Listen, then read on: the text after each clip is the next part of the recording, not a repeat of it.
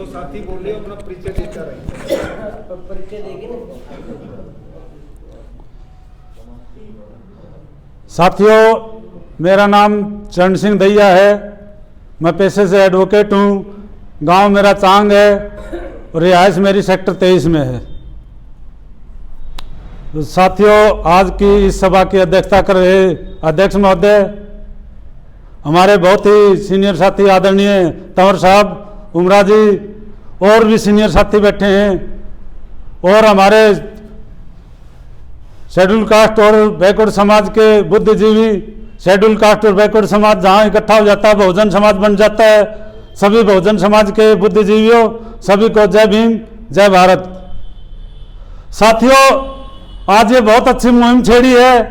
हमारे जो बुद्धिजीवी साथी हैं, समाज के अग्रणी हैं, उन्होंने देखा है कि हम हजारों साल से पिसते आ रहे हैं। साथियों, आज से नहीं, हजारों साल से। आज हमारे देश में लोकतंत्र है। बाबा साहब ने हमारे को वोट का अधिकार दिया था, लेकिन साथियों कुछ शक्तियां हमारे अंदर मध्य ऐसी आ गई। हमारा पहले शूद्र समाज होता था, लेकिन उसके बाद में हमारे को इतनी जातियों में बांट दिया कि हम उन जातियों पर गर्व करके एक दूसरे के दुश्मन बन के खड़े हो गए हैं। साथियों, विभाजित हो गए हैं। और इस चीज का अभी साथियों ने बताया था, ये बुद्धिजीवी साथी हैं, इन्होंने बताया था, हम वोट दे दे के छिक लिए। साथियों, हम विभाजित हैं इसलिए, और हम दूसरों के आसरा तकते हैं। साथियों, हम जिस दिन इकट्ठा हो गए, हमारे महापुरुषों के जो उन्होंने बताया था, हमें रास्ता बताया था, हमें मुहिम दी थी, हमें मिशन दिया था। साथियों, हमें उस पर चलना होगा। और हमारा पुराना जो शूद्र समाज है, जिसमें शेड्यूल कास्ट हैं, बैकवर्ड हैं, माइनॉरिटीज हैं, उनको इकट्ठा होना पड़ेगा साथियों। क्योंकि आज के हालात में देख लिया आप साथियों, क्योंकि जो बाबा साहब ने हमारे को संविधान दिया था, संविधान के तहत ही हमें मानवता का अधिकार मिला था। साथियों, उससे पहले हमें कुछ भी अधिकार नहीं थे। शिक्षा का भी अधिकार नहीं था, पानी पीने का भी अधिकार नहीं था। तो साथियों, संविधान के तहत हमें अधिकार मिले थे। वो अधिकार आप लोगों के खत्म होने के कगार पर हैं। तो साथियों, इन चीजों की आपने रक्षा करनी होगी, और ये मुहिम यहां से शहर से चलानी होगी। हमें शहर से यहां पर हमारा जो जैसे साथियों ने एक मुहिम चलाई, भाई ग्रास रूट से हमें इकट्ठा होके हमें सबसे पहले यहाँ का चेयरमैन बनाना चाहिए। साथियों, बहुत बढ़िया शुरुआत है, क्योंकि हम जैसे ग्रास रूट से हम तैयार होंगे तभी हमें सफलता मिलेगी, और एक संदेश जाएगा पूरे स्टेट में, पूरे देश में, भी शेड्यूल कास्ट और बैकवर्ड समाज के इकट्ठे हो गए और उनको ये रिजल्ट मिला। साथियों, दूसरे जो हमारे शहर के हैं वह भी देखेंगे हमारे रिजल्ट को। और साथियों, एक इकट्ठा होने की जरूरत है, इसमें घनी बड़ी बात नहीं है। हम इकट्ठा हो जाएंगे, हमें रिजल्ट भी मिलेगा, मुकाम भी मिलेगा और मंजिल भी मिलेगी। हमें इन्फीरियरिटी हमारे दिमाग से निकालनी पड़ेगी। अब इकट्ठे नहीं होते, वह नहीं आते, फलाना नहीं आता, ये नहीं आता। हमें अपने आप को मजबूत बनाना पड़ेगा। हमारे अंदर से इन भावनाएं निकालनी पड़ेंगी। अब भाई इकट्ठे नहीं हो सकते। साथियों, इकट्ठे भी हो सकते हैं, हम मंजिल को भी हासिल कर सकते हैं और रिजल्ट भी ले सकते हैं। हमारे बुद्धिजीवी साथी हैं, इतने ये बैठे हैं, ये इकट्ठे होंगे। साथियों, बाबा साहब ने एक ने ही बहुत बड़ा काम कर दिया था। अब तो आप लोग इतने बुद्धिजीवी हैं, बहुत बड़ा काम कर सकते हैं। तो साथियों, ये बहुत अच्छी मुहिम है। हम लोग, आप लोग साथ हैं। आप शहर की सरकार बनाओ, शहर की सरकार बना के प्रांत की सरकार बनाएंगे, और फिर उसके बाद में देश की भी सरकार बनाएंगे और समाज को आगे लेके जाएंगे। साथियों, इसी के साथ सभी साथियों को जय भीम, जय भारत, नमो बुद्धाय। और कोई साथी? भैया साहब बोलो। साथियों, एक और रिक्वेस्ट करना चाहता हूं मैं, कमेटी बनेगी, कमेटी से भाई जो भी हमारा उम्मीदवार हो, जात के साथ जमात का भी हो, बिल्कुल जात का तो वही हो, लेकिन जमात का भी हो। कहीं ऐसा ना हो हम बना दें और वो दूसरी जमात में जाकर बैठ जाए, हम उसके मुंह की तरफ देखते रहे। जात के साथ जमात का भी होना चाहिए। हमारे बीच का होना चाहिए, हमारे विचारों का होना चाहिए। सभी साथियों को जय मूल्यवासी। चुप रहो भाई। पूरे देश और समाज के कोने कोने से पहुँचे बुद्धिजीवियों का बहुत बहुत धन्यवाद। साथियों, अभी मेरे को लग रहा है जब तो चर्चा हो रही थी कि राजनीतिक पहलू पर ही चर्चा हो रही है, लेकिन राजनीतिक पहलू से अगर हम हमारे महापुरुषों से सीख लेते हैं तो सबसे पहले वैचारिक क्रांति में हमारे महापुरुषों ने की है, लेकिन वैचारिक क्रांति पर कोई बात ही नहीं हो रही। राजनीतिक पहलू तो बिल्कुल लास्ट का है। वैचारिक क्रांति, सामाजिक क्रांति, आर्थिक क्रांति, इसके बाद राजनीतिक क्रांति आएगी। साथियों, सभी साथी बुद्धिजीवी हैं, साथियों ने बोला भी होगा, लेकिन सबसे पहले अगर हम समाज में सामाजिक ईमानदार नहीं पैदा कर पाते हैं तो आर्थिक पे जाने का कोई ना, राजनीतिक पे जाने का कोई फायदा नहीं है। अगर हम उन लोगों में से चुन के निकाल लिया आप लोगों ने और बीजेपी ने उसको खरीद लिया, 20 करोड़ की बजाय उसको 30 करोड़ रुपए दे दिए, खरीद लेगी और अपने साथ ले लेगी। और अगर हम राजनीतिक बातें कर रहे हैं तो आरएसएस के पास 100 संगठन हैं समाज को गुलाम बनाए रखने के लिए।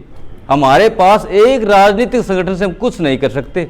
इसलिए हमें हर पहलू में हमारे समाज के वैचारिक लोगों को तैयार करके हर प्रकार के संगठन उसके पैरेलल इकट्ठे लाने पड़ेंगे उसको मात देने के लिए। लेकिन अब अगर आप देख रहे हो तो पूरे देश पे अगर मैं कहूं दोस्त और दुश्मन की पहचान करा के, और जिस दुश्मन ने कब्जा कर रखा है पूरी व्यवस्था पर, उस व्यवस्था को तोड़ने के लिए हम राजनीतिक पहलू में जाके कभी भी कामयाब नहीं हो सकते। इसलिए हमें उन पहलुओं को भी देखना कहाँ कहाँ उन लोगों ने कब्जा कर रखा है, उसको छुटाने के लिए भी हमें प्रयास करना होगा। तो वो सारे पहलू राजनीतिक पे आप चर्चा कर रहे हो, सामाजिक पे भी, वैचारिक पे भी, और जितनी जितनी जगह कोई ने कब्जा कर रखा है उन पहलुओं को मजबूत करके ये ऐसी एक मीटिंग से काम नहीं चलेगा सर, और मीटिंगें होंगी। ये तो राजनीति पर चर्चा हो रही है, तो उन मीटिंगों पर भी हमें ध्यान देना होगा। और सबसे मेन बात है दुश्मन और दोस्त की पहचान करनी होगी। दोस्त और दुश्मन की पहचान करे बगैर हम लड़ाई किसके साथ करेंगे? हम इकट्ठा हो गए, मान लिया हम लोग एससीबीसी के लोग इकट्ठा करोगे, हम लड़ किसके साथ रहे हैं? कौन हमें हमारे अधिकार खा रहा है? किसने खाए अधिकार? जब दुश्मन की पहचान ही नहीं होगी तो लड़े किसके के साथ गए? तो मेरा कहने का मतलब है पहले दुश्मन की पहचान हो, वैचारिक लोगों से बताया जाए। जब वो वैचारिक लोग सुनेंगे और दुश्मन की पहचान होगी तो अपने साथियों के साथ है ना, वो जो बता रहे थे अभी साथी बता रहे थे भाई, वो बीजेपी उनको खरीद ले जा रही है। जब वैचारिक रूप से लोग तैयार हो गए और समाज के समर्थन में आ गए, चाहे उसको कितने पैसे दे दो, नहीं जाएंगे बीजेपी के साथ। तो जो आरएसएस बीजेपी हमें तोड़ने की, जो ऐसी बहुत सी पार्टियां हैं जो हमें तोड़ने का प्रयास कर रही हैं, सीबीसी ओबीसी को आप देखोगे, बीसी अपने अधिकार के लिए मांग कर रहा है तो कभी भी मुसलमान ने कहीं विरोध नहीं किया, कहीं सिख ने विरोध नहीं किया, ईसाई ने विरोध नहीं किया। तो कौन लोग हैं जो विरोध कर रहे हैं? एससी का भी कर रहे हैं, बीसी का भी कर रहे हैं। तो वो दुश्मन और दोस्त की पहचान करके जब हम लड़ाई लड़ेंगे तो निर्धारित लड़ाई होगी और उसमें हम कामयाब भी होंगे। और आगे मीटिंगें होंगी, उनमें बातें और रखी जाएंगी सर। और भी साथियों को टाइम देना है, इसके आपने भी बात को ध्यान से सुना, इसके लिए बहुत बहुत धन्यवाद, आभार।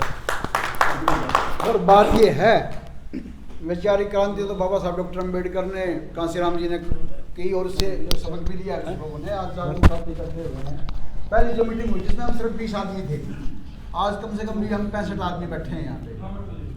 तो मेरे कहने का मतलब ये है कि अगर हम कोशिश करें सारे मिलके, ये नहीं कि एक अकेला कोई आदमी कोशिश करे, अगर सारे मिलके कोशिश करते हैं तो हम एक 2-4 हज़ार आदमियों की मीटिंग करके, एक पंचायत बुला करके, पंचायत में फैसला करके, भाई छोटी सत्ता पर कब्जा कर लो, वैचारिक क्रांति बड़ी सत्ता पर कर लो, आपने कोई बात को नहीं, इलेक्शन का टाइम है, ठीक है ना। और सबको पता है, बाबा साहब ने एक बात कही थी, भाई सुबह उठते हो तो 2 घंटी बजती हैं, एक मंदिर की एक स्कूल की।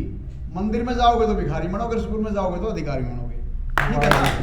तो भाई सत्ता पर कब्जा कर लो, सत्ता पर कब्जा करने की आधी समस्या तो आपकी उसी दिन हल हो जाएंगी। ये धर्मशाला में पीछे अनूप दाना का आया था, 5 लाख रुपये दे गया, और 5 लाख रुपये देगी सारे वोट खरीद गया, सारे वोट दियो भाई यो यार, तुम्हारा कहा रही हो, चमारा कहा रही हो, लुहारा कहा है, सबका यो यार है।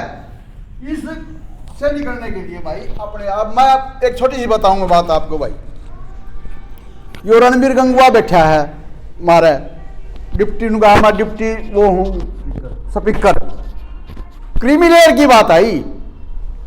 क्रीमी लेयर में पूरे हिंदुस्तान में और सुप्रीम कोर्ट का फैसला कि 8 लाख रुपए से कम की लिमिट नहीं होनी चाहिए, और हरियाणा सरकार ने 6 लाख रुपए कर दी। कट गया था भाइयों, कट गया था रामचंद्र जांगड़ा, कट गया था राम कुमार कश्यप, कट गए थे। और इसी तरह शेड्यूल कास्ट के साथियों के साथ भी न्याय होता है भाई। और मैं एक बात कहता हूं, अगर आज नहीं जाके ना तो ये क्रीमी लेयर शेड्यूल कास्ट के ऊपर भी लगेगी, ध्यान रख लियो इस बात का। लगी हुई है, लगी हुई है। और जब सुप्रीम कोर्ट ये कहता है, जब सुप्रीम कोर्ट ये कहता है कि आरक्षण आर्थिक आधार पे नहीं है, आरक्षण है जातीय आधार पे, जिसके साथ शोषण हुआ उसके आधार पे, तो फिर क्रिमिनल की जरूरत क्या है भाई? फिर क्रिमिनल की जरूरत क्या है? तो भाइयों इनसे बच लो, ये तो हमने बना हुआ गुलाम। हमारे बोर्ड जहां ले कदे किसी का चेहरा दिखाऊंगे, कदे किसी का चेहरा हरमा पे कहूँ भाई गंगवा बहना है तो मैं विरोध करूंगा, सबसे पहले मैं करूंगा भाई, उसका काले झंडे में दिखाऊंगा उसमें भाई। और बोलो भाई इकट्ठे हो लो, अगर तुम गुटों में बटे रहे। मैं आपको एक बात बताऊं छोटी सी, 19% 4 बिरादरियों के वोट, 5 बिरादरियों के वोट हैं, 19% हरियाणा में। ब्राह्मण, बनिया, राजपूत, पंजाबी और राजपूत, पंजाबी और बनिया, पंजाबी, ये 5 बिरादरियां हैं। ब्राह्मण, बनिया, पंजाबी, राजपूत, जाट, हाँ 4 ही हैं, 4 बिरादरियों के वोट हैं। और वो 80% वोट बीजेपी को जाएंगे। आप मेरी बात नोट कर लेना, मैं इस इलेक्शन की बात नहीं कर रहा, विधानसभा की बात कर रहा हूं। 80% वोट बीजेपी को जाएगा, रोक नहीं सकते आप उसको। और भाई 18.70% है जाट, ये 2.5 जगह बट रहे हैं। 40% तो चौड़ला के साथ है, 40 हुड्डा के साथ है, 20% के साथ हैं, दुष्यंत के साथ हैं, 21% है भाई शेड्यूल कास्ट के साथ थी। भाई 10 ग्रुप बन रहे हैं, कोई तो भाई मायावती गुट है, कोई वामन मेश्राम गुट है, कोई भाई तंवर गुट है, कोई भाई शैलजा गुट है, कोई भाई किम्मे गुट है, कोई भाई किम्मे गुट है। और भाई 26% है मोस्ट बैकवर्ड क्लास के लोग, ये जातियों में बढ़ रहे हैं। मैं बड्डा, मैं बड्डा, मैं बड्डा, मैं बड्डा, बड्डा को सही को नहीं, सारे छोटे छोटे सा।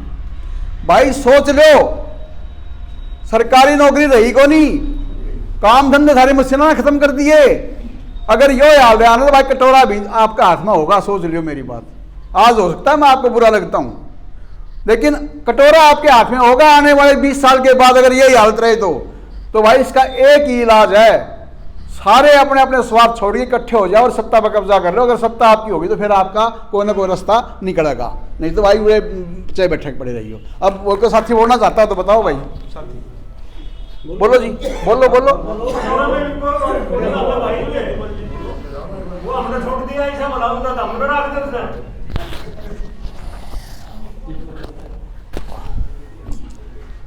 सर्व समाज में जन्मे सभी महापुरुषों और संतों को नमन करते हुए आप सभी सम्मानित साथियों को जय भीम, जय भारत। आज समाज को एकत्रित करने वाली मुहिम में आप सभी यहाँ इकट्ठे हुए, इसके लिए बहुत बहुत धन्यवाद। काफ़ी बुद्धिजीवी साथियों ने अपने अपने विचार रखे, बहुत बढ़िया बढ़िया विचार रखे, लेकिन साथियों जहाँ तक देखने में आया है, कुछ जगह ही ऐसी होती है जहाँ पर इनको प्रैक्टिकल में करके दिखाया जाता है, जहाँ से समाज इकट्ठा होता है। बात तो करते हैं हम समाज को इकट्ठा करने की, लेकिन जब समय आता है तो भूल जाते हैं भाई मेरे कितने जूत लागे थे और फलाने कितने लागे थे, उस बात को भूल जाते हैं। फिर बात नू रह जा भाई फलाना मेरा भाई है, उसने मेरा ये कर्जा दे रखा है, उसने मेरे ते यह काम करा दिया था। ये ऐसी छोटी छोटी समस्या जो कटोरे के माध्यम से, और कटोरा प्रथा जो है यह हमारे को कमज़ोर बनाने का कार्य करती है। भाई साहब ने बड़ी बहुत सोहनी बात करी कि हमें दोस्त और दुश्मन को पहचानना चाहिए। साथियों हो सकता है मैं खड़ा होकर झूठ बोल जाऊं, लेकिन 1990 का दौर, आप सभी साथी, मैं तो उस समय होश भी नहीं होगा शायद, 1990 का दौर आप लोगों को पता होना चाहिए कि वहां कौन दोस्त आपके साथ खड़ा था और कौन आप लोगों का विरोध कर रहा था। जिन्होंने आपकी आवाज को उठाने का काम किया उनके साथ आप लोग कभी भी नहीं गए, और जिन्होंने संसद के बाहर खड़े होकर, प्रधान जी है, आप लोग सभी साथी हैं, ये तो उस दौरान मौजूद थे, उनको पूर्ण समर्थन दिया। साथियों, मैं 1990 की दौर की बात कर रहा हूँ, जब 1989 के अंदर बहुजन समाज पार्टी के 3 सांसद जीत के आए थे और 3 कानून 3 शर्तों पर वीपी सिंह जी की सरकार को बनाया गया था। पहले बाबा साहब को भारत रत्न, दूसरा बाबा साहब का स्टैचू और तीसरा पिछड़ा वर्ग को आरक्षण की बात की थी। साथियों, जब 2 काम पूरे होने के बाद में पिछड़ा वर्ग को आरक्षण देने की बात हुई तो सबसे पहले भारतीय जनता पार्टी के लोग थे जिन्होंने इस कानून का विरोध किया था। लेकिन आज कहाँ हैं हम? कहाँ है बैकवर्ड समाज जो पूर्ण बहुमत से भारतीय जनता पार्टी की सरकार बनाता है? साथियों, मैं ये नहीं कहता कि आप मेरी बात पर भाई आप लोग नेट पे सर्च मारो, पता लगाओ कहीं हम झूठ तो नहीं बोल रहे। तो दोस्त और दुश्मन को पहचानने के लिए आप सभी साथी एकत्रित हो जाए। आप समझो, ये मत कहो कि भी समाज इकट्ठा नहीं होगा, समाज इकट्ठा होगा, लेकिन इकट्ठा होने से पहले हमने अपने आप को जागरूक करना पड़ेगा, अपने आप को सत्य में डालना पड़ेगा।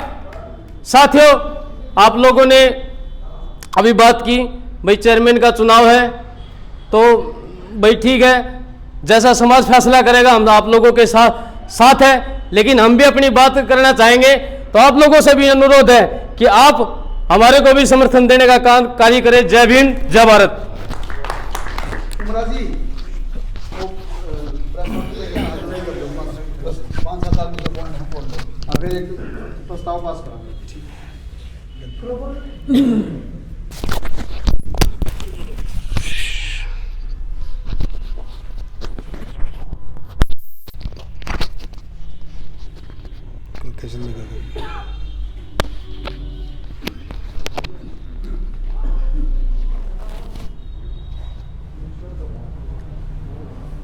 सभी साथियों को जय भीम, जय भारत। बहुजन समाज में जन्मे भारत रत्न संविधान निर्माता डॉक्टर भीमराव अंबेडकर के चरणों में नमन करते हुए आप सभी को जय भीम। साथियों, 23 दिसंबर को 23 जनवरी को एक मीटिंग बुलाई गई थी और उसमें करीब 20 लोग शामिल हुए थे। यही आपके नज़दीक हाउसिंग बोर्ड दादरी गेट के पार्किंग में, और ये तय हुआ था कि एक मीटिंग अच्छी बड़ी संख्या में फिर बुलाई जाए। उसी संदर्भ में आज इस मीटिंग का आयोजन हुआ है कि हमारे नगर परिषद भिवानी का चुनाव अभी नजदीक है, और क्यों न है हम सभी इकट्ठे होके इस पद पे अपने उम्मीदवार को उतारें, क्योंकि संख्या हमारी है और यहां से चुनाव सम जाति के लोग जीतते हैं। संख्या हमारी है। विधानसभा का चुनाव, विधानसभा का टिकट ब्राह्मण और बनिया को दिया जाता है। वोट हमारे हैं और उसका फायदा वो लोग उठाते हैं जो हमारा कोई काम नहीं करते। तो क्यों न हम इकट्ठे हों और इकट्ठे होके एससी और बीसी के आदमी एक उम्मीदवार उतार के और अपने साथी को हम जिता के लेके आए यहां से। तो मैंने सुझाव रखा था कि हमारे जो संगठन है एससी और बीसी के, उन संगठनों की एक लिस्ट बनाई जाए। वो कुछ तो लिस्ट हमने बनाई है, करीब 60-70 संगठनों की है। अभी बहुत से संगठन रहते हैं जिनका नाम अभी नहीं आया है, और संगठनों के पदाधिकारी आज काफी लोग आए भी हैं। तो जो आपके आस पड़ोस में और संगठन है उन लोगों के नाम भी आप जरूर बताएं कि हमारे पड़ोस में ये संगठन है जिसका नाम नहीं आया है, ताकि उन संगठन के जो पदाधिकारी हैं उन लोगों को अगली मीटिंग में बुलाया जाए।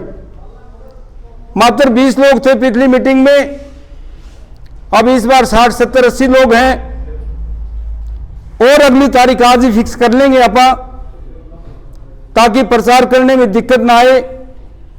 और वो इससे बड़ी मीटिंग होगी और जब तक चुनाव घोषित होगा तब तक ये संख्या मैं चाहता हूं हजारों में चली जाए और हजारों लोग इकट्ठे होकर एससीबीसी के एक फैसला ले कि हमारा उम्मीदवार हमारे समाज के अनुसार ये हमारा उम्मीदवार होगा और उस उम्मीदवार को हम जिताएं। साथियों, तो हम ये चाहते हैं। अभी भाई राजेंद्र तो क्रीमी लेयर की बात कर रहे थे, मैं ये बताना चाहता हूं आपको, शेड्यूल्ड कास्ट में जिसकी आमदनी 2,40,000 रुपये है सालाना, 2,40,000 रुपये सालाना है, वो गरीब आदमी है। जो लोग 2,40,000 रुपये से ऊपर जिसकी आमदनी है वो अमीर आदमी है।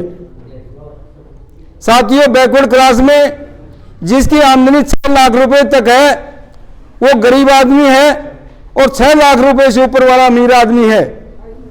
जनरल कैटेगरी में जिसकी आमदनी 8 लाख रुपए से नीचे है वो गरीब आदमी है और 8 लाख रुपए से ऊपर वाला आदमी अमीर है। इसी समाज में, इसी शहर में रहने वाला 2,40,000 वाला आदमी तो गरीब है, परंतु 8 लाख वाला गरीब नहीं है। तो इसलिए मैं आपको साथियों बताना चाहता हूं, जिसकी 2,50,000 आमदनी हो जाती है वो अमीरों में आ जाता है और 8 लाख वाला गरीबी में आ जाता है और 6 लाख वाला भी गरीबी में आ जाता है। तो साथियों, इन चीजों का आपने ध्यान देना है। सरकार ने हमें बांट के रखा हुआ है कि एससी और बीसी के अंदर और बीसी और जनरल के अंदर ये जो गुटबाजी, ये क्रीमी लेयर जो बनाई है, इसको ध्यान में रखते हुए सरकार हमें जिस प्रकार का व्यवहार कर रही है वो ठीक नहीं है। साथियों, तो इस बार इसका एक ही जवाब है कि हम लोग संगठित हों और संगठित होकर फैसला लें और फैसला लेकर हम उस फैसले पर काम करें। और जो साथी इस समाज के फैसले से बाहर कोई काम करता है, पहले तो उसे करना नहीं चाहिए, क्योंकि समाज बड़ा है, एक व्यक्ति छोटा है। यदि उसके बावजूद भी वो करता है तो हम उस साथी को कहेंगे कि भाई आपको समाज से बाहर नहीं जाना चाहिए, समाज में रहना चाहिए। और फिर भी नहीं मानता है तो वो ठीक है, अपने उससे कुछ भी करे, उसकी मर्जी है, लेकिन समाज उसके साथ नहीं है, समाज उसका साथ नहीं देगा। तो साथियों, ज़्यादा न मैं कहता हुआ मैं भाई राजेंद्र तंवर से ये रिक्वेस्ट करूंगा कि अगली मीटिंग की तारीख वो आज फिक्स करें और आज ही अनाउंस करें और जगह भी अनाउंस करें, ताकि हम सभी लोग उसका प्रचार करें और प्रचार करके उस दिन हमारी संख्या यहाँ अच्छे संख्या हो और हम एक अपने विचार भी लेके आए और वो विचार लोगों तक पहुँचाएं और हम एक फैसला ले। ज़्यादा न कहता हुआ अपना स्थान लेता हूँ। सभी को जय भीम, जय भारत।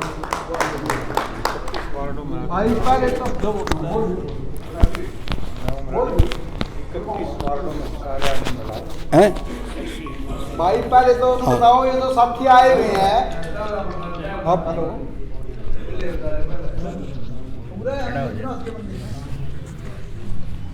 जो अपने जो जितने काम पाठशाला को नहीं, इससे मांगे थोड़ा समय निकाल के साथियों, भाई पहले तो ये बताओ, वो बाहर बैठे हैं, अंदर आ जाओ, अंदर भाई बताओ भाई, इस मुद्दे पे सहमत हो क्या? काम करना चाहते हो क्या? काम करना चाहते हो ना सारे के सारे?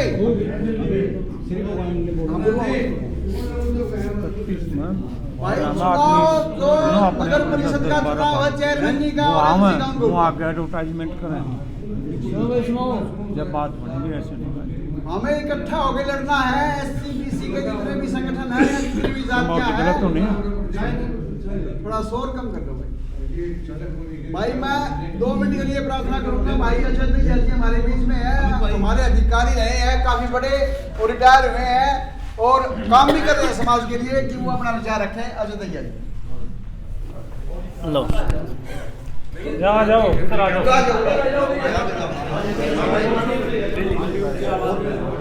अकेले लोग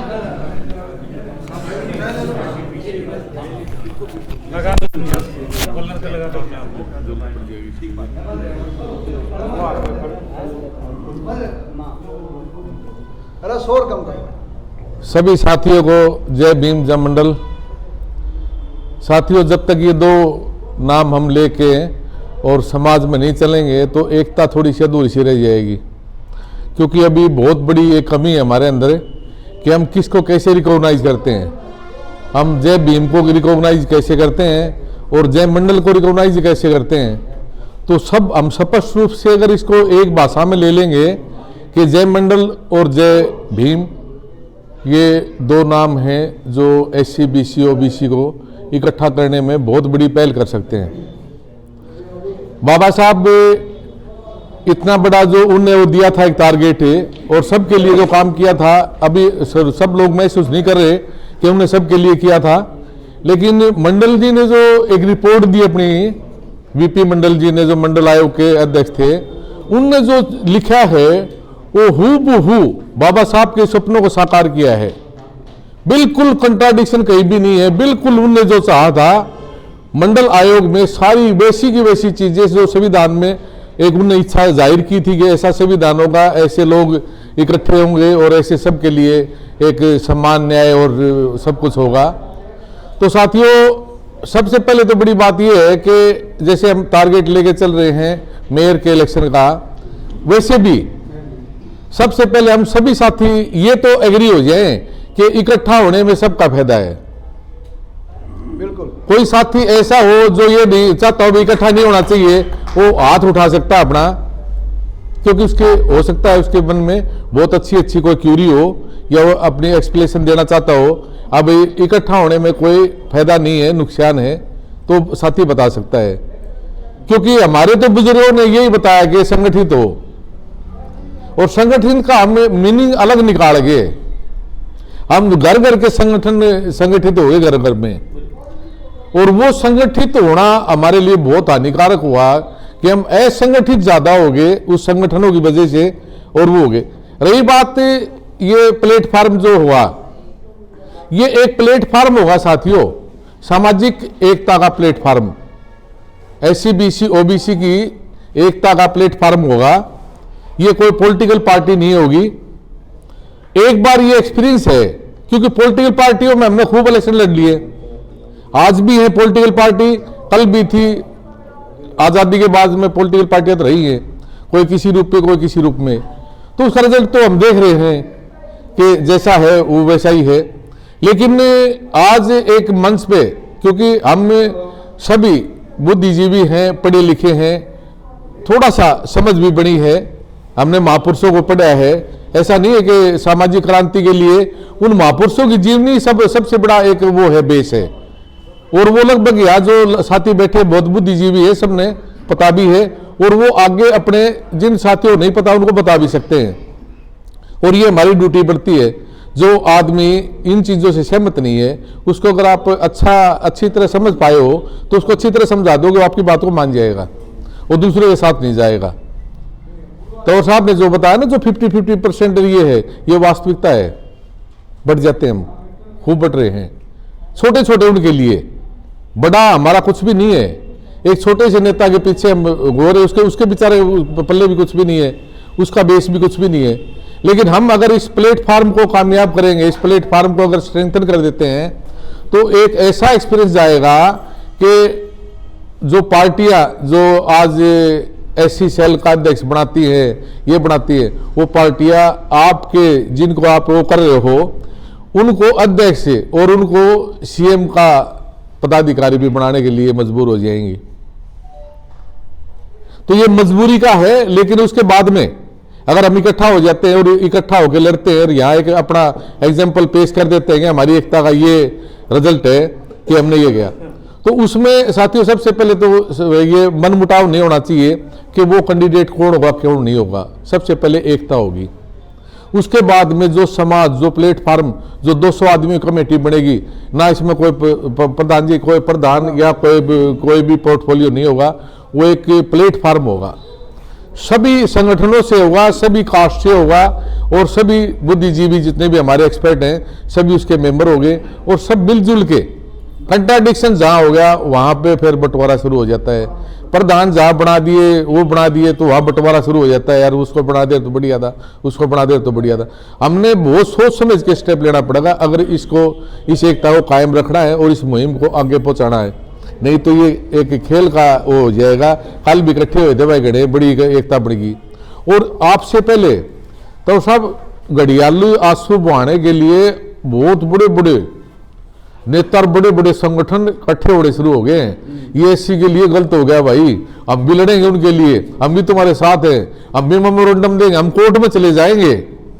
गए आज वो जाएंगे कोर्ट में, कोर्ट में क्यों जाएंगे कि कोर्ट का डिसीजन 10 साल को नहीं, 10 साल को नहीं आया हुआ, इतनी इलेक्शन हुआ लेंगे और आओगा जी देखी जाए कि होगा ना होगा। तो वो आपसे भी आगे भाग रहे हैं। एक पिछले उसमें मीटिंग थी पिछले संडे को, हाँ थी ना, हम गलती से चले गए वहां, देखा तो एक भी नहीं है कोई भी, और सारे वो बैठे भाई वहां। हम किस लिए बैठे भाई, जो दर्द तुम्हारा था हम पहले आगे, हम बुलावा तो आज और ना दिखे जरूरत थी, बोला बात तो सही है, वह बात सही नहीं, तुम सारे पल बैठे हो, जैसे मीटिंग थारी मजबूरी पड़ेगी तुम बुलाओ, नहीं हम लड़ेंगे जी, हम कोर्ट में जाएंगे, ये गलत हुआ है इसी के साथ। बस हम छोटे से लेके बड़े तक इस समाज में रोज गलत हो है, उसने तुमको गलत नहीं बताते। और ये पॉलिटिकल जो आ गया इसमें, उसके लिए भाई सारे मारे खा नहीं हो जाए, अब ये लड़े हैं। तो साथियों ये एक बड़ी अच्छी मुहिम है, और अगर सब साथी दिल से अगर इसको सफल बनाना चाहते हैं तो कोई बड़ी बात नहीं है। एक 2000 आदमी भी हम इकट्ठे लाइक माइंडेड हो जाते हैं तो 50,000 वोट को आप हैंडल कर लो, कोई बड़ी बात नहीं, कोई बड़ी बात नहीं है। और यहाँ तो 10-20 हज़ार मेयर बनेगा, बहुत तुखम तुखा उठेंगे, और वोट भी आपका है। तो और साहब ने भी उसमें भी दे रखा है क्या क्या परसेंटेज, कौन कौन किसी से कितने कितने वोट है, तो लोग भी ना हैं कहीं भी वोटिंग में। तो धन्यवाद साथियों, आपने मेरे को सुना। भाई हमारे सामने सिर्फ 3 वक्ता और रह गए। अब एक मैं हमारे जांगड़ा समाज के प्रधान रहे हैं,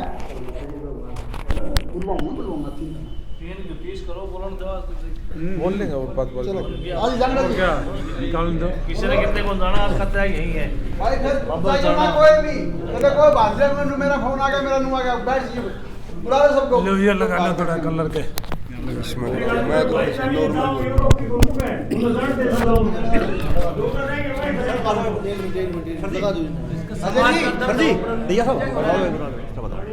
सर जी अब लगा लो इसने, कोई बात नहीं।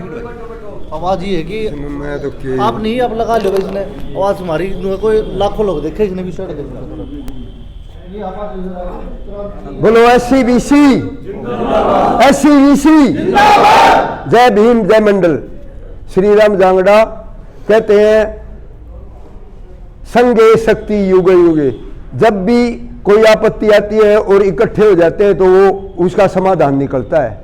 तो मैं तो एक छोटी ही प्रार्थना के लिए खड़ा हुआ हूं, क्योंकि अतीत का अनुभव है उसका थोड़ा सा विश्लेषण करना चाहिए। तो पहले आप ये देखो कि MLA जो ये चेयरमैन का चुनाव है वो भिवानी का MLA के बराबर है। अगर 14-16 गांव को बाहर निकाल देते हैं तो पीछे ये अनुभव हुआ है। महत्वाकांक्षी जो हमारे लीडिंग मैन हैं वो साफ दिल से अगर ये मीटिंग करके यहाँ बात करते हैं तो मैं उसका पुरजोर समर्थन सहयोग तन मन और धन से करने के लिए बिल्कुल मेरे बिरादरी का जो भी मेरे समर्थक हैं उनको सबको साथ लाकर मतलब वो करने के लिए तैयार हूँ, बशर्ते कि उसमें इच्छा शक्ति दृढ़ होनी चाहिए। और ये नहीं देखना चाहिए ये भाई BC का हमने चेयरमैन खड़ा कर दिया तो उसका भी वैसे ही साथ देना है। अगर BC का कोई खड़ा होता है तो SC के कैंडिडेट के लिए भी वैसे ही करना है, तभी हम इस मुहिम में कामयाब हो सकते हैं। अदरवाइज हमने देखा है जब MLA का चुनाव होता है तो उसके बीच में धड़े बन जाते हैं। उस पहले तो जैसे आज मीटिंग हो रही है इसी तरह जब मीटिंगें होती हैं तब तो ऐसा लगता है कि वही बड़ा संगठन है, लेकिन बाद में जातिगत कैंडिडेट अलग अलग हो जाते हैं और फिर यही खरा माटी होती है जो पीछे होती रही है। तो इस खरा माटी से बचने के लिए मैं तो आप सभी से गुजारिश करूंगा कि अगर आप इस मुहिम को छेड़ते हो, छेड़नी पड़ेगी, क्योंकि मैं एक इसके बीच में बता देता हूं, आरक्षण में 27% आरक्षण है 52% आबादी का, और 22.5% है 22.5% आबादी का। टोटल हो गया 74.5%। बाकी आबादी रहेगी 25.5% और आरक्षण रहेगा 51% ना 50%। तो आप ये बताओ कि आरक्षण SC/BC को है या वो जो 24% आबादी वालों के लिए है। 24% का मतलब ये है, अगर हमारे पास 100 रोटियां हैं तो 22.5 रोटी तो SC को मिल रही है, और 52% BC है उसको 27 रोटियां मिल रही हैं। 27 और 22 49 रोटियां होगी। 50 रोटियों को 24 आदमी खा रहे हैं। तो आप ये बताओ कि ये आरक्षण SC/BC को हुआ या वो बची हुई आबादी को हुआ? ये बात सोचने वाली है। हमारे बीच में भी है, BC में जाटों को मिला दो, उसको मिला दो, ये भी मुहिम चलती रहती है, अभी भी ये बंद नहीं हुई है। तो ये देखो कि वो क्यों लेना चाहते हैं। वो राजनीति के रास्ते से सब चीजें निकलती हैं। तो वो ये सोचते हैं अगर भाई BC में मिल जाएंगे तो राजपाट उनका है भाई, वहां से भी फायदा उठाएंगे, और BC में कुछ मिलेगा तो वो भी खाएंगे। तो ये सारी स्वार्थ की राजनीति है।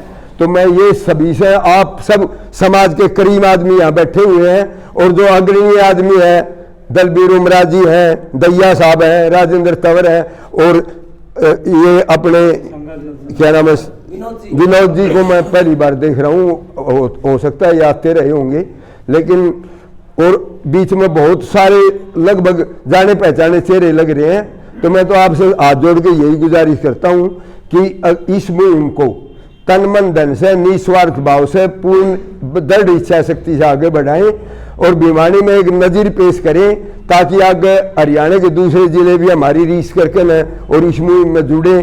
और SC/BC का जैसे बिहार में कर्पूरी ठाकुर, नीतीश कुमार भी SC से है, तो इसी तरह अगर हमारा एक बार मुख्यमंत्री चाहे वो BC का है, SC का है, कोई भी आए, तो वही आदमी सोचेगा। जब समाज के बल पर आदमी चुनकर आगे जाएगा, वो समाज की बात रखेगा, क्योंकि उसको ये लगता है कि मेरे पीछे जनता खड़ी हुई है।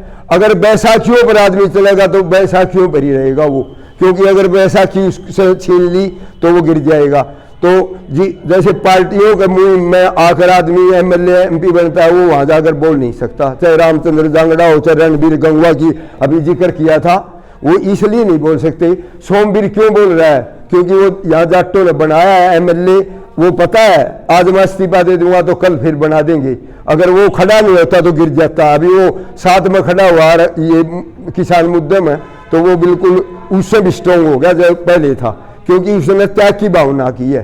तो तप यानी पुरुषार्थ करो और निस्वार्थ भाव से काम करो। स्वार्थ अपने लिए नहीं है कि मैंने तो ये इस आदमी को खड़ा करना है, उस आदमी को न।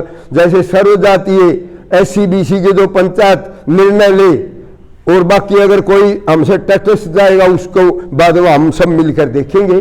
तो मैं इन्हीं शब्दों का विराम देते हुए वाणी को आप सभी से धन्यवाद करता हूँ जो मेरी बात सुनी। जय हिंद। भाई क्यों बताओ या अगली मीटिंग आप क्या तारीख की करा, और उसमें भाई काम करना पड़ेगा। ये देख लियो, जिसकी ड्यूटी लगाऊंगा ड्यूटी निभानी पड़ेगी। ये देख लियो भाई, महीने के बीच में रखो, अंत में नहीं, बीच में रखो। 15 दिन का गैप देके इसी तरह रख लो, 15 दिन का देके ना। हाँ हाँ 15 दिन का टाइम हो तो 2 हफ्ते और क्या।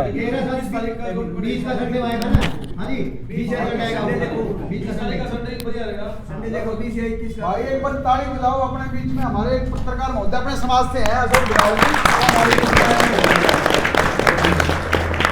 और मैं उनसे प्रार्थना भी करूंगा कि 2 शब्द को बोलने भी इस बारे में। ले जी दिखाओ जी, ये लगा लो।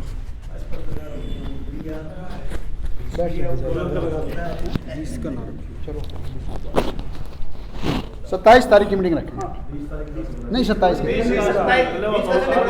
मेरे 20 के सावे बहुत है भाई, 20 के सावे बहुत है। मेरे सभी सम्मानित जन को, मेरे बुजुर्गों को, मेरे नौजवान साथियों को प्यार भरा नमस्कार।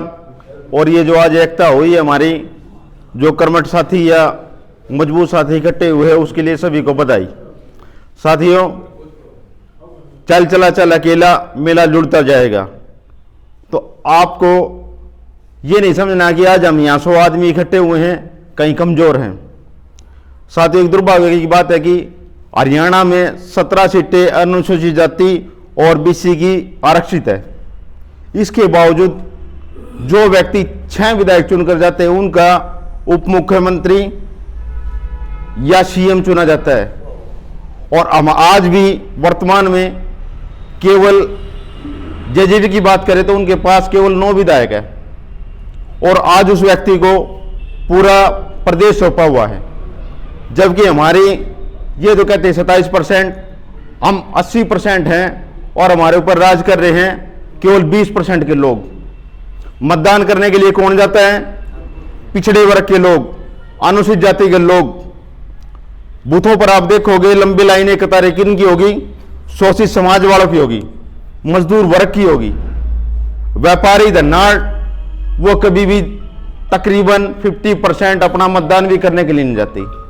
लेकिन बड़ा दुर्भाग्य का विषय है कि सत्ता उनको सौंपी जाती है, कुर्सी उनको सौंपी जाती है। ये कारण है कि हम केवल सड़क की लड़ाई कब तक लड़ते रहेंगे? को दिमाग से पॉजिटिव सोच बनाकर जब तक हम अपने एक कर्मठ नेताओं को लीडरशिप नहीं देंगे, समाज से चुने हुए व्यक्तियों को लीडरशिप नहीं देंगे, तब तक नहीं चुने जाएंगे कोई भी। अब हम चाहे इसमें मेरे समाज से विधायक यहाँ से है विशंबर वाल्मीकि जी, उन्होंने समाज में कोई काम नहीं किया, लेकिन हम उनके झंडे लेके चल पड़ते हैं। साथियों, सबसे पहले हमारे बीच में जो गिद्दड़ भग्गे आए हुए हैं, जो चुनाव के समय में बेवकूफ बनाकर समाज का नाम लेकर अपने पीछे लगा लेते हैं, उनसे हमें सावधान होना पड़ेगा। समाज से जो व्यक्ति चुनकर जाता है, मतदान के अधिकार उसी को दिए जाए और उसको सबसे पहले अग्रिम पंक्ति में खड़ा किया जाए, उसी को अपना शक्ति प्रदर्शन दिखाया जाए। और साथियों, आज जो हम मोटिवेट खासकर भिवानी से होने लग रहे हैं, अपने जांगड़ा समाज से, चमार समाज से, वाल्मीकि समाज से, दानक समाज से, बहुत करीब 20-20 साल पुराने हमारे ऐसे नेता हैं जो सालों से कमजोर होने के, आर्थिक तौर पर कमजोर होने के बाद भी वो अपनी लड़ाई लड़ रहे हैं, लेकिन आज तक उनको अपना हक नहीं मिला। उसका कारण यह है कि हम चुनाव के समय गलत आदमी के साथ लग जाते हैं और उसका झंडा उठा लेते हैं, फिर हमारे कभी काम नहीं आता। साथियों, चाहे निम्न स्तर की बात हो, पंच का चुनाव हो, सरपंच का चुनाव हो, पार्षद का चुनाव हो, और जब एक शहर में एक बड़ी जो सरकार बनने जा रही है, जो सबसे प्रथम सरकार होती है, जो पॉलिटिकल की सबसे पहले सीढ़ी होती है चेयरमैन की, वो एक बड़ा मौका हमारे हाथ लगा है। साथियों, हमें जरूरत है अपना शक्ति प्रदर्शन दिखाने की। ये छोटी छोटी मीटिंगें करके चुनाव की घोषणा होने से पहले एक हमें शहर में एक शक्ति प्रदर्शन करना होगा, सबको ताकत दिखानी होगी। हर समाज के जो भी है अपने उनकी अपनी जिम्मेदारी सौंपनी होगी कि भी हम घंटा घर पे पूरा जाम करेंगे, 2 लाख आदमी को इकट्ठा करेंगे, टारगेट होगा हमारा।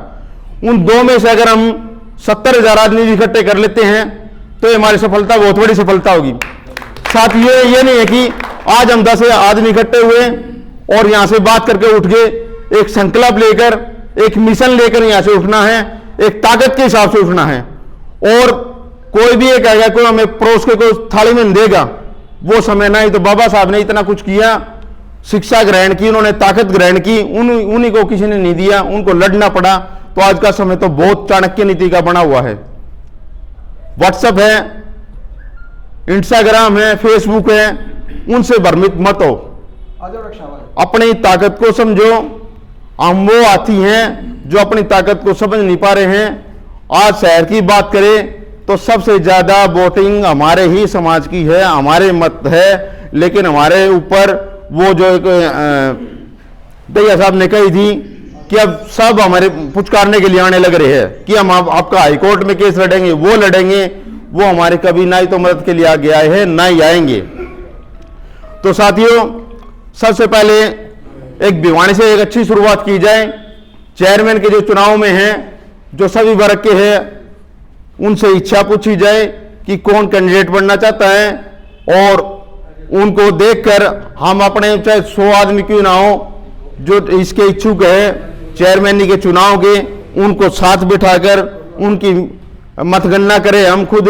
उसके बाद में मेरा एक सुझाव हो कि एक पर्ची डाली जाए, जिस भी समाज की वो पर्ची निकले उसमें से एक अच्छा कैंडिडेट चुनकर हम तन मन धन से उसके साथ लगे, और जो क्षमता है जिसके अंदर वो उतनी धन अपने शरीर की क्षमता है उसके हिसाब से अपना योगदान दें। और ज्यादा मैं कुछ नहीं बोलना चाहता। बड़ा खुशी का विषय है कि आज हम पूरा परिवार इकट्ठे हुए हैं और ये मोती की तरह एक माला बड़ी पिरोती जाए, वही इस मोती की माला में एक हीरा निखर के आए। सभी को धन्यवाद। जय वाल्मीकि, जय रविदास, जय भारत।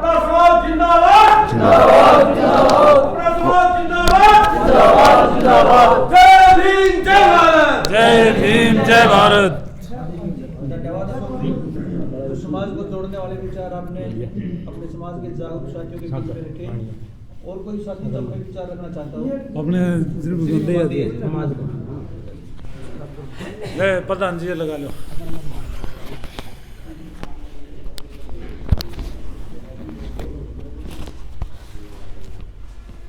सर्व समाज में जन्मे सभी महापुरुषों को नमन करते हुए सभी साथियों को सादर जय भीम, जय भारत, जय समाज। सम्मानित साथियों, हम स्वागत करते हैं इस पहल का। जो ये चीज़ आज होनी चाहिए थी, हम तो इसको 84 से लागू करना चाहते थे कि SC/BC का भाईचारा बने और इस देश में अपना राज कायम हो। तो सम्मानित साथियों, देर सवेर आज हमारे लोगों के कुछ बातें ये समझ में आई और आज हम इस बात को लेकर के यहाँ इकट्ठा हो रहे हैं। बड़ी अच्छी हमें खुशी का मौका मिला है। तो सम्मानित साथियों, सोचना ये है कि मैं बहुजन समाज पार्टी का जिले की जिम्मेवारी है मेरे पास, लेकिन सम्मानित साथियों, बहुजन समाज पार्टी में लगभग यहाँ लोग बैठे हैं तो मैं ज़्यादा नहीं, कम से कम 70% लोग ऐसे होंगे जो बहुजन समाज पार्टी में कहीं ना कहीं काम कर चुके हैं। तो सम्मानित साथियों, बहुजन समाज पार्टी की सोच है कि SC/BC का एक संगठन बने और इसी सोच के माध्यम ये बहुजन समाज पार्टी का संगठन को तैयार किया गया था और माननीय साहब कांसीराम ने इस SC/BC समाज को साथ लेके चलने की एक मुहिम चलाई थी। इसको प्रत्यक्ष को प्रमाण की जरूरत नहीं है। बहुजन समाज पार्टी ने आज से जो 22 से पहले का रिकॉर्ड उठाओगे 84 तक का, उसमें बीच में आपको देखने को मिलेगा कि बहुजन समाज पार्टी ने BC समाज को हर बात में सम्मान देने का काम किया है। अगर हरियाणा की बात करें, हरियाणा में अगर कोई आज से पहले MLA बनया है तो वो BC समाज से बनया है। तो सम्मानित साथियों, बहुजन समाज पार्टी का एजेंडा है कि SC और BC का भाईचारा बने और ये बात आगे बढ़े और इस देश में हमारा राज हो। सम्मानित साथियों, ये SC/BC की हमारी तो सोच ही है। बड़ी खुशी हुई, लेकिन मेरे को डर भी लग रहा है। सम्मानित साथियों, मेरे को डर भी लग रहा है क्योंकि हमारे साथ हमेशा होता है। पिछले चुनाव में एक कांता लड़ी आई थी, हरियाणा के अंदर उसने संगठन तैयार किया, बहुजन समाज पार्टी SC/BC का भाईचारा खराब करने का काम किया और उसने भाईचारा खराब किया और उसके बाद वो आज कहां है। तो सम्मानित साथियों, दुख इस बात का भी है कि आज चेयरमैन का चुनाव आ रहा है। आज ही हमारे को कैसे याद आया कि हमने चेयरमैन बनाना है। अरे ये RSS के लोग हजारों साल से लग रहे हैं, तब कहीं जाके इन लोगों ने कामयाबी मिली है। तुम आज 4 दिन की चांदनी लेके अगर ये चाहोगे हमें कामयाबी मिल जाएगी, तो ये इस धोखे में मत रहना। सम्मानित साथियों, सबसे बड़ी बात है त्याग करना पड़ेगा। जो आदमी इस स्वार्थ को लेके चल रहा हो, जो इस बात को लेके चल रहा हो, अगर भाई 5-7 आदमी मेरा नाम ले दे और बाद 5-7 आदमी मैंने ठहरने मिल जाए और 5-7 हजार रुपये लगा दे, मैं चेयरमैन बन जाऊं। सम्मानित साथियों, ये देश के साथ गद्दारी होगी, बड़ा घातक विश्वासघात होगा। सम्मानित साथियों, मेरा अनुभव है, हमारे साथ हमेशा होता रहा। मैं बहुजन समाज पार्टी में लंबे समय से काम कर रहा हूं।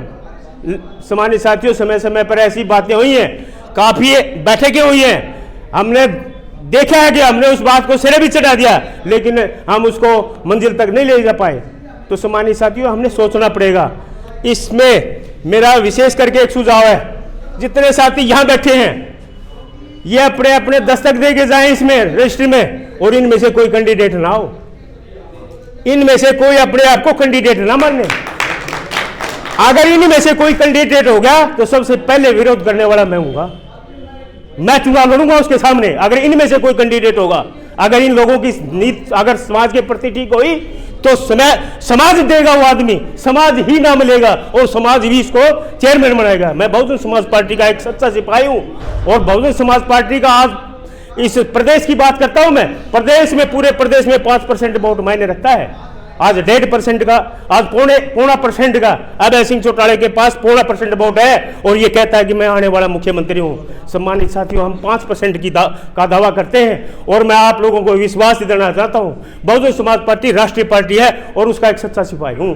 और मैं आपको विश्वास देना चाहता हूं, अगर आप लोगों की नीयत ठीक होगी, अगर आपके सच्चे इरादे होंगे तो बहुजन समाज पार्टी आपको 5% का जो है सहयोग भी करेगी और आपको कैंडिडेट भी देगी। सम्मानित साथियों, बातों से काम नहीं चलेगा, बातों से बात बनने वाली नहीं है, राजपाट से काम चलेगा। ये साथी कहते हैं, अभी मेरा भाई साथी बोल रहा था, भाई इन राजनीति वालों से हम तंग पा चुके हैं। सम्मानित साथियों, राज एक ऐसी चीज है जो सभी जो है तालों की चाबी है, राजनीति बगैर कुछ नहीं होगा। ऐसी कौन सी जड़ी बूटी को ले रहा है भाई तंवर साहब, दिखाई जरा, वो जड़ी बूटी निकाल के दिखाई दो, कौन सा मंत्र मारेगा और इस देश में परिवर्तन कर देगा या इस देश को बदल देगा या भरे को राज दिला देगा। कौन सी चाबी ऐसी? राजनीति है एक ऐसी चाबी है जिसे हम इस देश में राजपाट पैदा स्थापित कर सकते हैं और हमारे लिए कोई बड़ी बात मुश्किल नहीं है। मैं दावे के साथ कहता हूं, आप क्या बात करते हो, आप एक MC की हमारी सीट घटा दी, उस पर आप लोग जोर लगाए हो। अरे क्यों भिखारियों वाली लाइन में छोड़ दो, भिखारियों वाली लाइन 31 के 31 MC जिता सकते हैं, बिना रिजवे के जिताते हैं। अगर किसी जाट भाई को जिताना चाहोगे तो जाट को अगर हाथ लगाओगे तो जाट जीत जाएगा, अगर किसी पंजाबी को चाहोगे जिताना तो वो पंजाबी जीत जाएगा। अरे सम्मानित साथियों, अपने अंदर हौसला, अरे हम बात करते हैं 1,67,000 की, अब हमारे 1,07,000 वोट हैं और आगे एक MC बना नहीं सकते। सम्मानित साथियों, आपके अंदर ये हौसला होना चाहिए, आपके अंदर ये विश्वास होना चाहिए। मेरा गांव तीड़ा बहुजन समाज पार्टी का सिपाही, नाम मेरा श्री भगवान दैया है। मैं 2000 अंकल जी कौन से सन की बात है? 4-5 की बात है, 4-5 की बात है ये। मैं यह भिवानी में आया था, मैंने एक बिहार से जो है MC बना था मेरे वार्ड का, और मैंने ये कहा कि अगर सम्मानित साथियों, अगर बिहार से आगे यहाँ में MC बन सकता है तो बड़ेसरा और तीड़ाना वाला MC क्यों नहीं बन सकता भाई? जब बात वोटों से बनती है तो वोट हमारे हैं तो क्यों नहीं बन सकते? सम्मानित साथियों, मैंने वहां जनरल से चुनाव लड़ने की कोशिश करी, लेकिन समाज ने मेरी टांग खिंचने का काम किया और वो समाज उस टाइम का जो रिजल्ट था वो 25 वोटों की हार जो जीत थी। तंवर साहब लड़ा था, जो सुरेश तंवर है, उसको 650 वोट आए थे और हमारे वाले को आए थे 550 वोट। सम्मानित साथियों, हम कर सकते हैं, हमारे पास वो ताकत है, लेकिन अगर जरूरत है तो हौसले की, अगर जरूरत है तो विश्वास की। तो सम्मानित साथियों, मेरा सबसे बड़ा और सबसे कड़वा सुझाव ये है, जितने साथी आज इस मीटिंग में आए उनके सबके साइन होने चाहिए और इनमें से कोई कैंडिडेट नहीं होगा, और इनमें से कोई कैंडिडेट तो श्री भगवान दैया उसके खिलाफ चुनाव लड़ेगा भैया। जय भीम, जय भारत, नमो बुद्ध। बहुत महत्वपूर्ण बात आप लोगों ने की है। हाँ जी, वो यूपी वाले जाने जी, मैं भिवानी की बात करूं ये तो बात लंबी हो जाएगी। वो यूपी वाले जाने, हम भिवानी की बात करेंगे।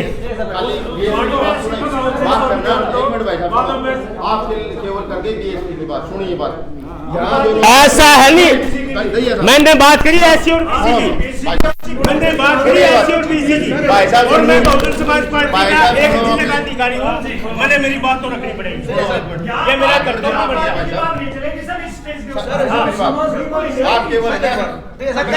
आपके इस बात को क्यों नहीं कह रहे, आप इस बात को क्यों नहीं ले रहे कि मैंने ये कहा कि यहाँ से कोई कैंडिडेट नहीं बनेगा, ये एक सवाल त्यागना पड़ेगा, इस सवाल को त्यागना पड़ेगा, ऐसे नहीं बात पड़ेगी, क्या करोगे जब